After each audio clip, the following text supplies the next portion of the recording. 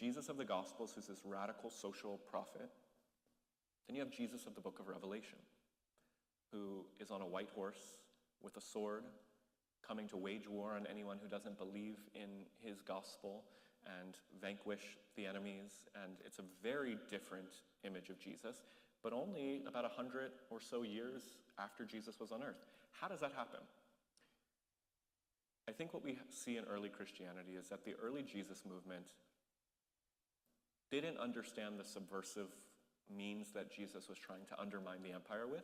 He wasn't trying to wage a war on the empire. He was trying to create radical communities where eventually most people in the empire would be a part of these radical communities, and that would overturn Caesar's power. But immediately the empire comes down with its full force on the Jesus movement. Christians are now being killed and persecuted. They're being rejected from the Jewish community because they started to worship Jesus as God, which is blasphemy in the Jewish tradition. And so you have this early marginalized group that begins longing, like in the Hebrew Bible you see, for liberation.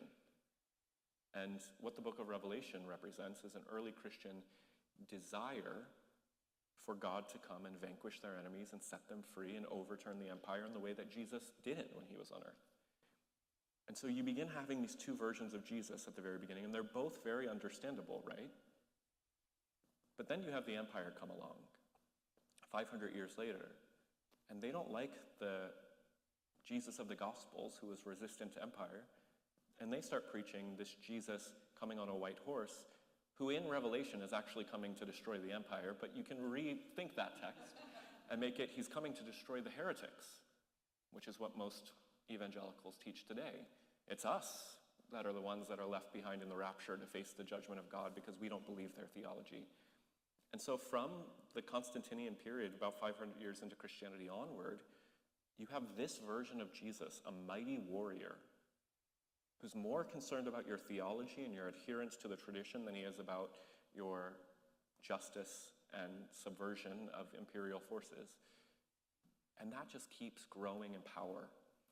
And what we have today is the religious right who primarily preaches Jesus of Revelation, not Jesus of the Gospels. And that's sexy to a lot of people, because Christians have been, in our modern world, as insane as it sounds to us, have a persecution complex. They believe that the world is coming against them and that they are the targets of the devil's agenda in the world. And so they have started to take on the posture of the actual early Christians who are being actually killed by the empire, and they're longing for their fiery Jesus to come and destroy all of us.